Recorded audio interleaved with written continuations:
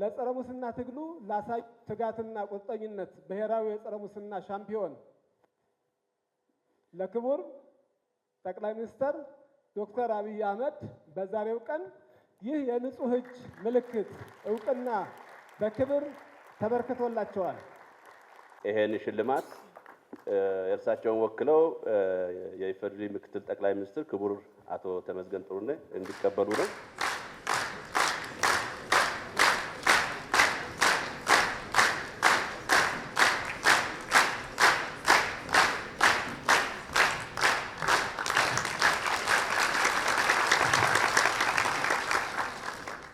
ሙስና ግለሰብን፣ ቤተሰብን፣ ተቋምን፣ ህዝብን እና ሀገርን የሚያበላሽ እጅግ አደገኛ ወንጀል ነው።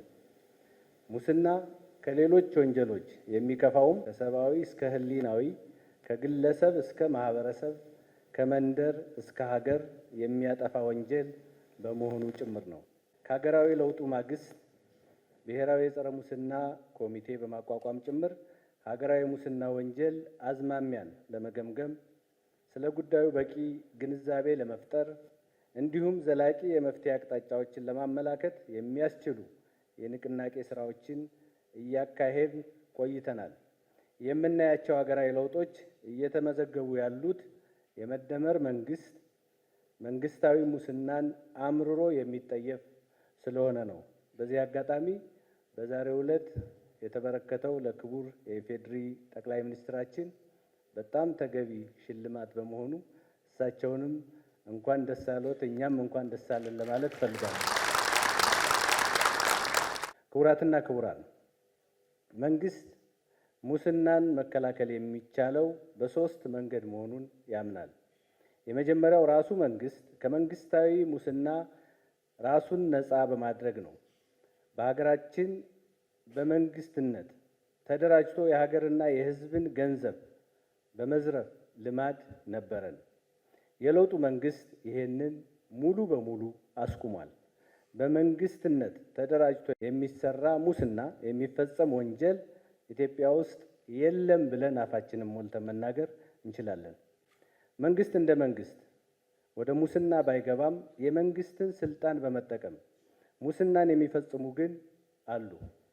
እነዚህን ለመታገል ደግሞ ህጉን ጠበቅ ለማድረግ አሰራሮችን ለመፈተሽና ለማስተካከል በተለያዩ መንገዶች የመንግስት የስራ ኃላፊዎችን ለመፈተሽ እንዲሁም ለሙስና በር የሚከፍቱ መንገዶችን ለመዝጋት እየሰራን እንገኛለን።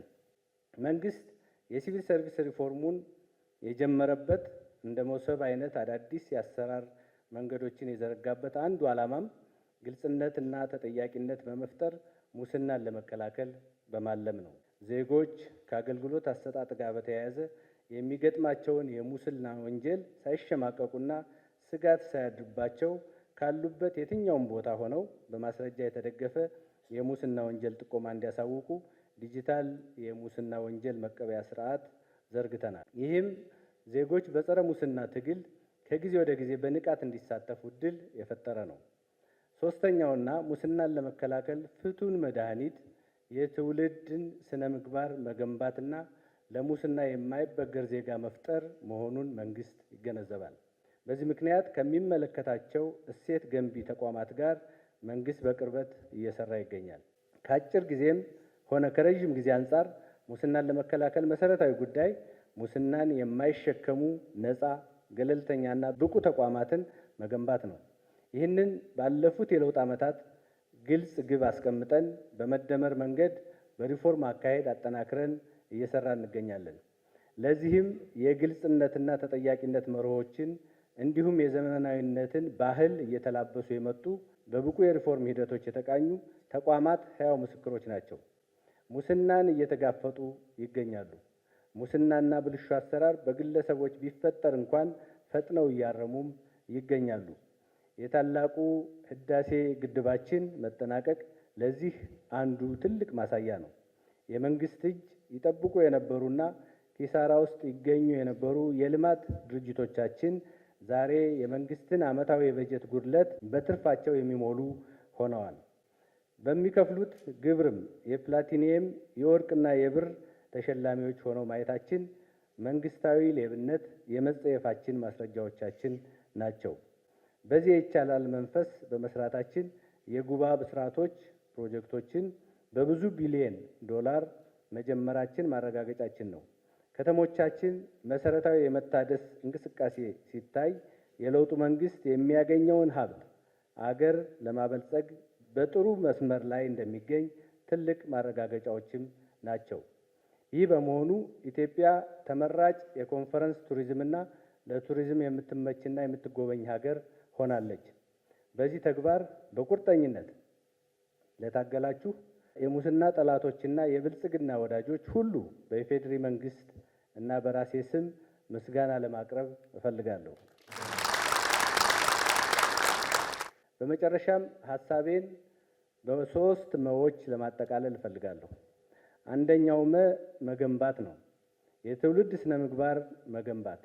በዚህ ጉዳይ ከመቼውም ጊዜ በላይ ቤተሰብ የህፃናትንና ወጣቶችን ስነ ምግባር በልዩ ትኩረት በባለቤትነት መምራት ያስፈልጋል። በተመሳሳይ ትምህርት ቤቶቻችን፣ የሚዲያ ተቋሞቻችንና ሌሎች ማህበራዊ ተቋማት ትውልድን በስነ ምግባር የማነጽ ድርሻቸውን በአግባቡ ሊወጡ ይገባል። ሁለተኛው መከላከል ነው። ተቋማዊ አሰራርን በማዘመን ከሙስና መከላከል። በዚህ ጉዳይ በቀዳሚነት የተቋማት መሪዎች፣ የስራ ኃላፊዎችና ሰራተኞች በዋናነት በተቋማቸው ሙስናን የመከላከል ህጋዊና ሞራላዊ ግዴታ አለባቸው። ሶስተኛው ደግሞ መከበር ነው። ለሙስና ወንጀል ህግ መከበር አለበት። ሁሉም ቁርጠኛ መሆን ይገባዋል። በቀዳሚነት ዜጎች ታማኝ መረጃን በማቅረብ ለጸጥታና ለፍትህ አካላት አቅም መሆን ይገባቸዋል። በሌላ በኩል በምርመራ በክስና በፍርድ ውሳኔ አሰጣጥ ሂደት የሚሳተፉ ባለድርሻ ተቋማት የህግ ማስከበር ስራ ውጤታማነት ሊረጋገጥ ይገባል። በዚህ አጋጣሚ 22ኛውን ዓለም አቀፍ የጸረ ሙስና ቀን አስመልክቶ በፌዴራል በክልሎችና በከተማ አስተዳደሮች ሰፊ የንቅናቄ ስራ ያከናወናችሁ ኮሚሽኑን ጨምሮ በየደረጃው ያላችሁ የስራ መሪዎች በዚህ አጋጣሚ በሙሉ ልብ ላመሰግናችሁ እፈልጋለሁ።